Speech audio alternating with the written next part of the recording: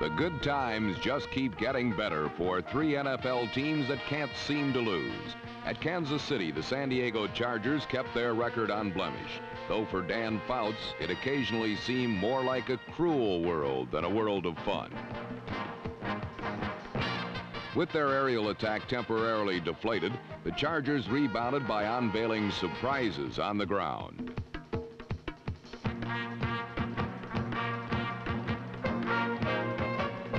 While John Jefferson, number 83, contributed speed, number 25, John Cappelletti, supplied power to a running game that gave the Chargers their first score of the contest. Speed and power were also evident on the defensive line, as Fred Dean, number 71, made his initial appearance of the season.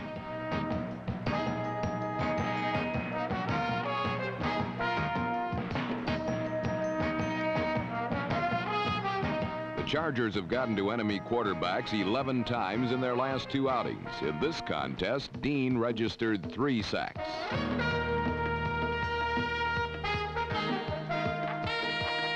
The echoes of Dean's cleats had an unnerving effect on the Chiefs.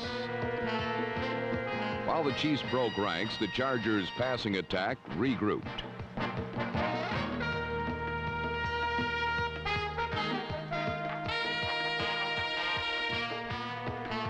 Fouts' 42-yard pass to Jefferson put San Diego back in the bomb business, and 2 short touchdown passes to king-size Kellen Winslow, number 80, kept the fuse lit. The Chargers are off to their best start in 14 years, and with this 24-7 victory, they continued on their merry way into 1980. The Detroit Lions are also rolling merrily along. In the Silverdome, the heads of the Minnesota Vikings rolled too, thanks primarily to Billy Sims, number 20.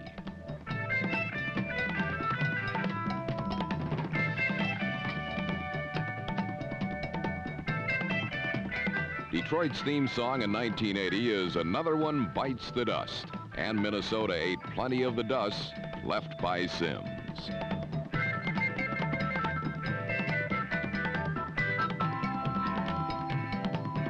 While the abundantly talented rookie gained over 100 yards for the 3rd time this season, the Lions called on other weapons. Gary Danielson threw for 2 touchdowns, one of them to David Hill, number 81. Passing the football is something the Vikings do pretty well, too. When Tommy Kramer and Ahmad Rashad, number 28, combined for a 40-yard score, Minnesota threatened to make a game of it in the early going.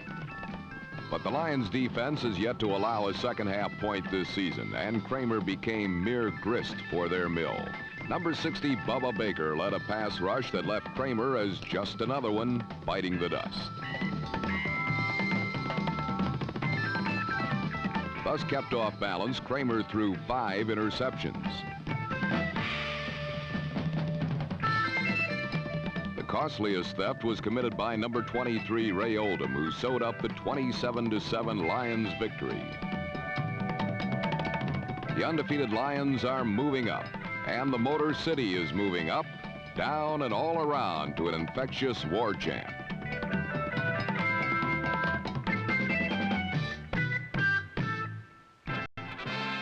The surprising Buffalo Bills are another team keeping in step to the beat of victory.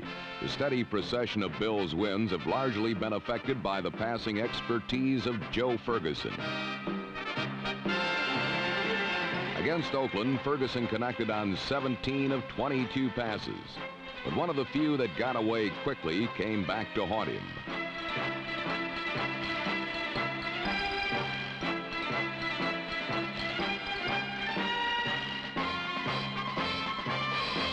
The 48-yard interception return by Lester Hayes, number 37, did little to dampen the Bills' high spirits, however, for it was not long before the Raiders were making mistakes, and the Bills were capitalizing on them. Buffalo recovered all 3 of Oakland's fumbles, allowing its improved rushing attack to make its presence felt. Number 47, Curtis Brown, scored once, as did rookie Joe Cribbs, number 20, who registered his 5th rushing touchdown of the season.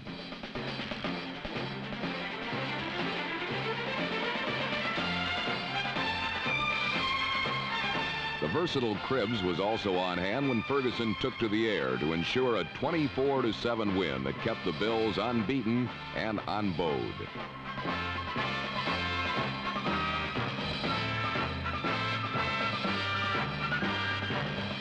So now there are three, and in a trio of NFL cities, good times continue, and a shared dream takes shape. This Sunday, the Los Angeles Rams will launch their annual fall offensive on first place in the NFC West. Surprisingly, they are trying to catch last year's cellar dwellers. The San Francisco 49ers are one game in front of the Rams thanks to laryngitis-stricken Steve DeBerg, his backpack loudspeaker and face mask microphone.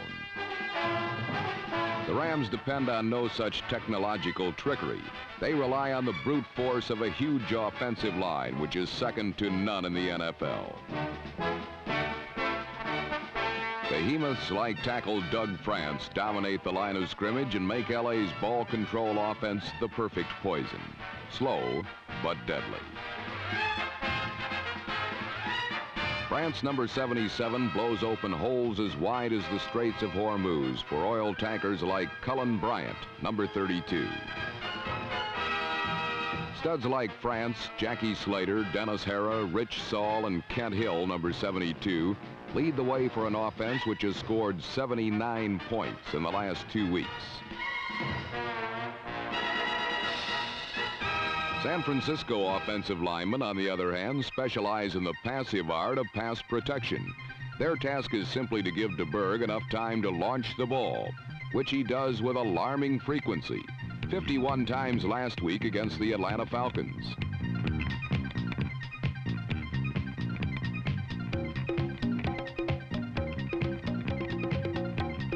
On 32 of those launches, DeBerg was successful, including this pass to wide receiver James Owens.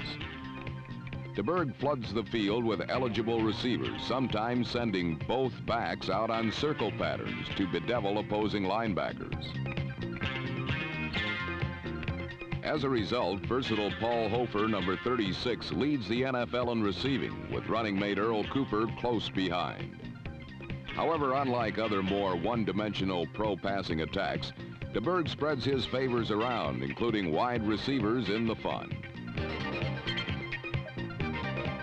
Against Atlanta, Freddie Solomon burned off 93 yards for the longest play from scrimmage in 49er history, as San Francisco continued its unexpected turnaround from 2 wins and 14 losses in 1979. But the 49ers had come so far so fast, a letdown was inevitable. Last week, for the first time, DeBerg's communications system short-circuited as Atlanta's grit-splits defense came on strong. The Falcons ended San Francisco's win streak at 3 as they upset the 49ers 20-17. Meanwhile, Los Angeles was in New York, facing the potentially explosive Giants, a team which had scored 41 points against St. Louis on opening day. But since then, New York has slowly self-destructed.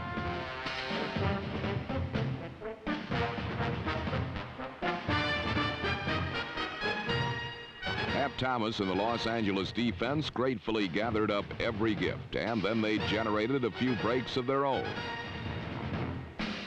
Number 89, Fred Dryer, is still greyhound quick after 102 straight games as a Rams starter, and as fast with his hands as he is with his feet.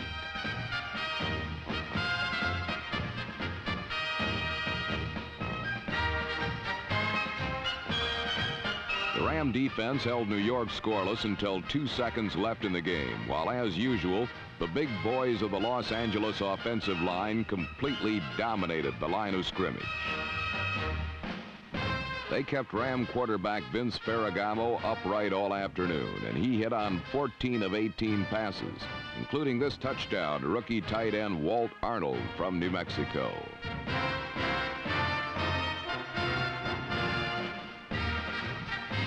Behind this awesome escort, oft-injured Elvis Peacock finally showed his true colors by scoring 3 touchdowns in his finest performance as a pro.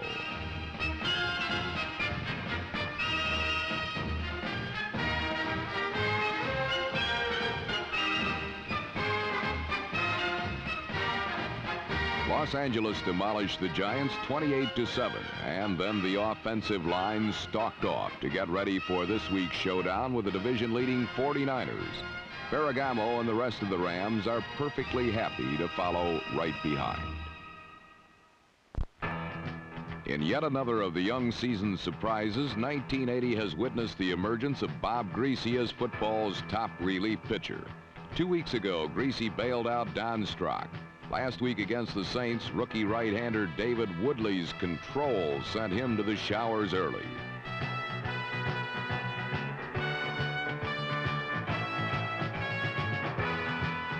Again, the sign went to the bullpen. Bob Griese answered the call.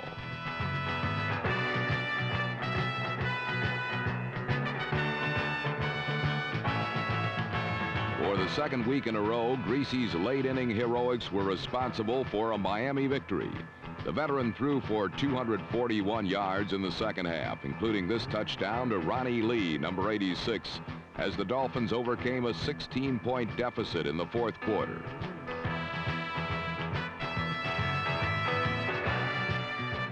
Delvin Williams' run was the deciding score in Miami's 21-16 win over the surprisingly winless Saints. New Orleans has one of the league's best starters in Archie Manning. But Manning is again finding out that it takes more than good pitching to win football games.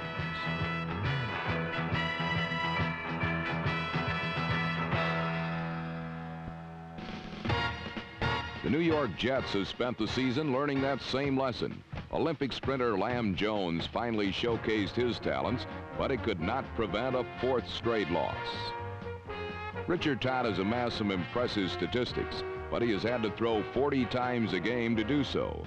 The interception has been Todd's downfall, and the pattern continued against the Colts.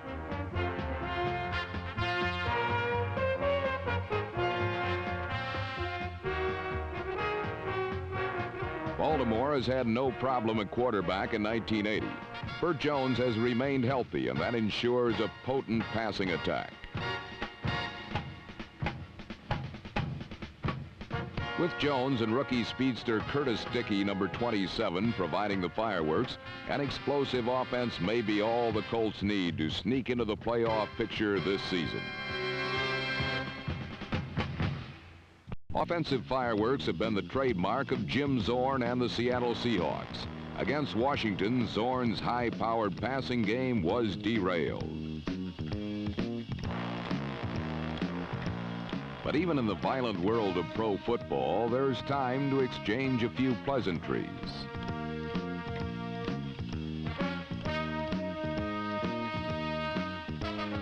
Whatever was said, Zorn made the most of it. Taking advantage of Washington's tendency to overcommit their defensive line and guarding against the rollout, Zorn effectively used the inside handoff. The strategy proved successful. The Seahawks rushed for 235 yards, including this clinching touchdown by Dan Dornick in the fourth period. The ground game and the defense marked Seattle's 14-0 thrashing of the Redskins, the two areas that must improve if the Seahawks expect to be in the playoff chase.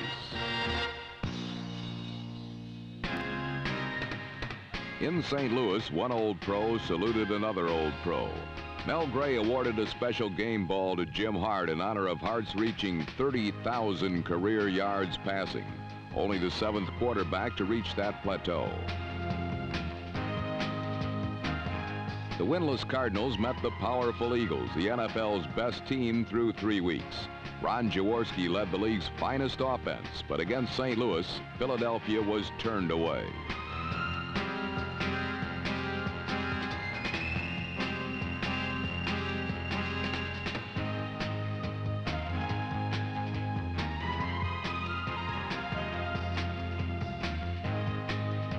Carl Allen's interception return in the first quarter set the tone in a game that was dominated by the Cardinals.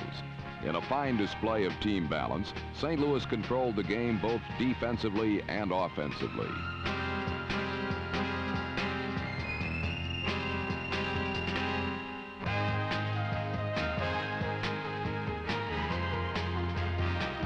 The offensive weapon was O.J. Anderson. Exploding for 151 yards and 2 touchdowns, Anderson propelled the Cardinals to a convincing victory over Philadelphia. The win may be a turning point for St. Louis. Anderson's first extensive action of 1980 resulted in an upset win over one of the NFC's best. For the Cardinals, a day with O.J. is a day with sunshine. For 3 weeks, Cleveland Browns quarterback Brian Sipe sought to rekindle the offensive fires that burned so brightly last season. But early on, the Tampa Bay Bucks crushed Sipe's hopes into ashes. The Buccaneers took an early 13-3 lead on a pair of field goals and a touchdown by number 84, Gordon Jones. Just when it appeared the Browns were running backwards in full retreat, Sipe began to burn holes in one of pro football's stingiest defenses.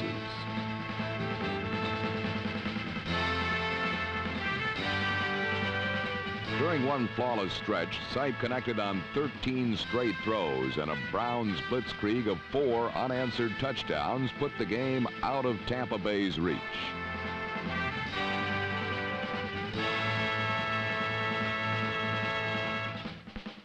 Sipe became the first quarterback to pass for more than 300 yards against the Bucks in their 5-year history.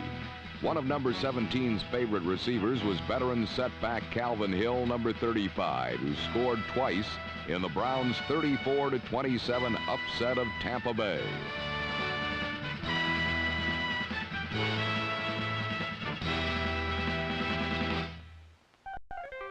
In Cincinnati, the Bengals were upset-minded once again. The previous week, they had stunned the Steelers 30-28. And facing the favored Houston Oilers, the Bengals bolted to a 10-0 lead thanks to a splendid catch by Don Bass, number 84.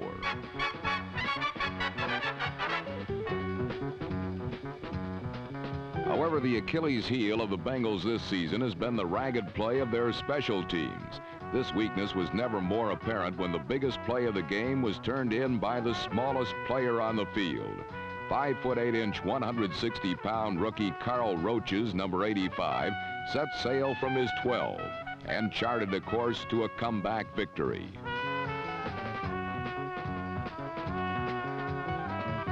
This dazzling run was aided by a key block on punter Pat McInally by number 81, Jeff Groth.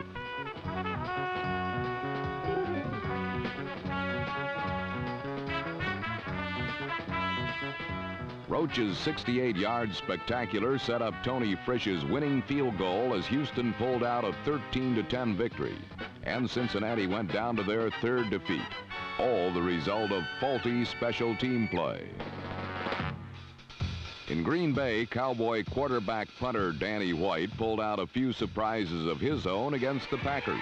White completely baffled the Pack on a 48-yard run from punt formation. Looking more impressive with each passing week, number 11 did an impeccable job of reading Packer blitzes. The results were worth easy touchdowns and an easy 28-7 Cowboy victory.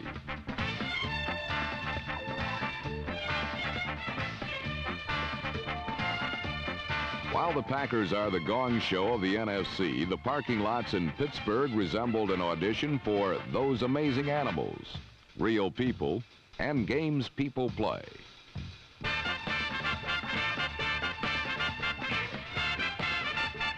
However, the real people were the Steelers, and the games they played were for keeps. Their muscle-bound offensive line overpowered the Chicago Bears and controlled the line of scrimmage.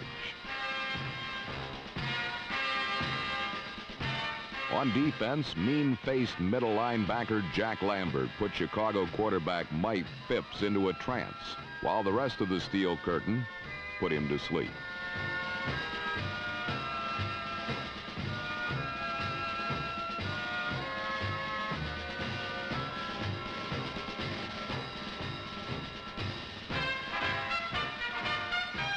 However, the real sleeper of this story was substitute wide receiver Jim Smith, number 86. who gained the respect of Steeler veterans by replacing injured John Stallworth and responding with 6 catches worth 131 yards and 3 touchdowns.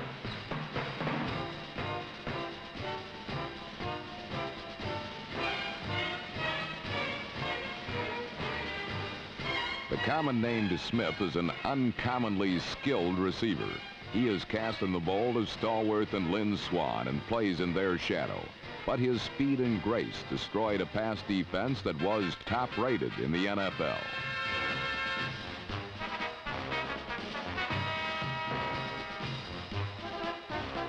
Quarterback Terry Bradshaw, the league leader in scoring passes, threw 4 more. The final one providing a vivid display of his maneuverability and strength.